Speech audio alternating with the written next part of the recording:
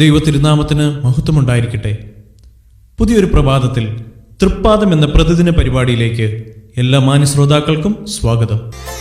ബേത്തലേം പുരി മുതൽ കാൽവരി കുരിശോളം, ബേത്തലേം പുരി മുതൽ കാൽവരി കുരിശോളം, വേദനപ്പെട്ടു മമ വേദനയകറ്റി നീ, വേദനപ്പെട്ടു മമ വേദനയകറ്റി നീ. ശ്രീയേശുനാഥ നിൻ സ്നേഹം അടിയനെ പോലുള്ളോരഗതികളെ പ്രതി, അടിയനെ പോലുള്ളോരഗതികളെ പ്രതി, അടിമുടി മുഴുവനും അടികൾ നീയേൽക്കയോ, അടിമുടി മുഴുവനും അടികൾ നീയേൽക്കയോ. ശ്രീയേശുനാഥ നിൻ സ്നേഹം. ഇന്ന് നമ്മോട് വചനം സംസാരിക്കുന്നത് സഹോദരൻ ചാർലി ഗിർവാദീസ് അങ്കമാലി. ദൈവനാമം വാഴ്ത്തപ്പെടുമാറാകട്ടെ. അനുഗ്രഹീതമായിരിക്കുന്ന ഈ കർത്ത ദിവസനായിട്ട് നമുക്ക് ഏവർക്കും ദൈവത്തെ സ്തുതിക്കാം. നമ്മുടെ ആയുസ്സിനോട് ഒരു കർത്ത ദിവസം കൂടി നീട്ടിത്തരുവാൻ വലിയവനായ ദൈവത്തിന് പ്രസാദം തോന്നിയതുകൊണ്ട് ഈ ഭൂമിയിൽ സഭയായിട്ട് കൂടി വന്ന് ഒരിക്കൽ കൂടി നമ്മുടെ കർത്താവിനെ സത്യത്തിലും ആത്മാവിലും നീതിയിലും വിശുദ്ധിയിലും ആരാധിപ്പാനുള്ള സാവകാശവും നമുക്ക് ഏവർക്കും ലഭിച്ചു. അതിനായിട്ടും ദൈവത്തെ സ്തുതിക്കുന്നു. ഈ ഒരു പകൽക്കാലം നമ്മുടെ കർത്താവിനെ ആരാധിപ്പാനായിട്ട് കടന്നു പോകുമ്പോൾ നാം വായിച്ച് കേൾക്കുന്ന ഈ ഒരു ചെറിയ ചിന്ത നമുക്കെല്ലാവർക്കും ഉപകാരപ്രദമായി തീരട്ടെ എന്ന് ആത്മാർത്ഥമായിട്ട് പ്രാർത്ഥിക്കുകയും ആഗ്രഹിക്കുകയും ചെയ്യുകയാണ്. അതിനായിട്ട് അപ്പോസ്തലനായ പൗലോസ് കൊരിന്ത്യർക്ക് എഴുതിയ 1-ാം ലേഖനം 1-ാം വാക്യത്തിൻ്റെ പ്രാരംഭ വാക്യം മാത്രം നമുക്ക് വായിച്ചു കേൾക്കാം. അത് ഇപ്രകാരമാണ്: ദൈവേഷ്ടത്താൽ യേശുക്രിസ്തുവിൻ്റെ അപ്പോസ്തലനായി വിളിക്കപ്പെട്ട പൗലോസ്. അപ്പോസ്തലനായ പൗലോസിൻ്റെ പൂർവ്വകാല ചരിത്രം അറിയാവുന്ന ഏതൊരു വ്യക്തിയുടെയും ഹൃദയത്തിലോട്ട് കടന്നു വരുവാൻ സാധ്യതയുള്ള 1000 ചോദ്യങ്ങൾക്ക് പൗലോസിൻ്റെ മറുപടിയാണ് ഈ 2 വാക്കുകളിൽ നമുക്ക് വായിച്ചെടുക്കുവാനായിട്ട് കഴിയുന്നത്.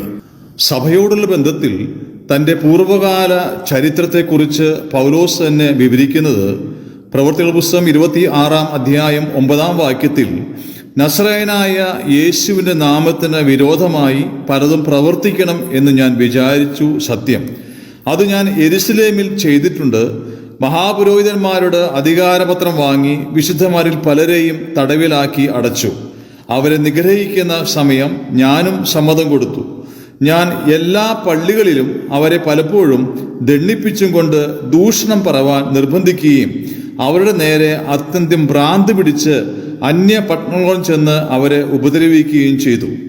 ഇനി കൊരിന്ത്യ ലേഖനം 15-ാം അധ്യായത്തിൻ്റെ 9-ാം വാക്യത്തിലൂടെ കടന്നു വരുമ്പോൾ പൗലോസ് പറയുന്നത് ദൈവസഭയെ ഉപദ്രവിച്ചതിനാൽ അപ്പോസ്തലൻ എന്ന പേരിന് യോഗ്യനല്ല എന്നാണ്.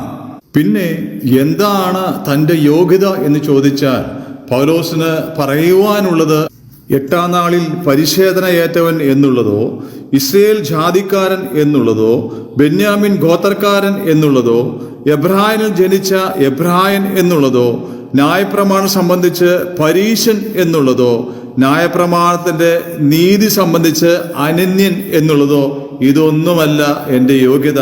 മറിച്ച് നാം വായിക്കുന്നത് തനിക്ക് കരുണ തോന്നണം എന്നുള്ളവനോട് കരുണ കാണിക്കുകയും കനിവ് തോന്നണം എന്നുള്ളവനോട് കനിവ് കാണിക്കുകയും ചെയ്യുന്ന ദൈവത്തിൻ്റെ ഇഷ്ടം, അതാണ് എൻ്റെ യോഗ്യതയായിട്ട് പൗലോസിന് പറയുവാനുള്ളത്.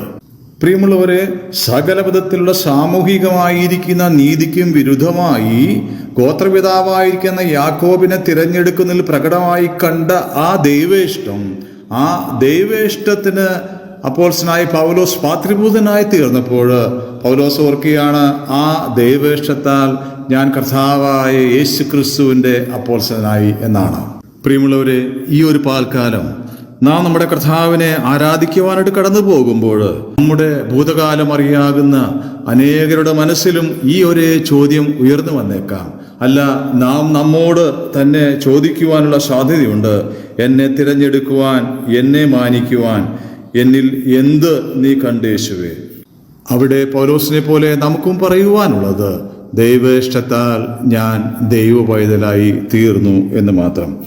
ആ ദൈവേഷ്ടത്തിന് നമ്മെ പാത്രീഭൂതരാക്കി തീർത്ത ദൈവ സ്നേഹത്തിന് മുമ്പിൽ നമുക്ക് വീണ് വണങ്ങി നമസ്കരിക്കാം. അവൻ്റെ പൊന്നുനാമത്തെ നമുക്ക് ഉയർത്താം. ആ കാൽപാദങ്ങൾ ചുംബനം ചെയ്ത് നമുക്കവനെ ആരാധിക്കാം.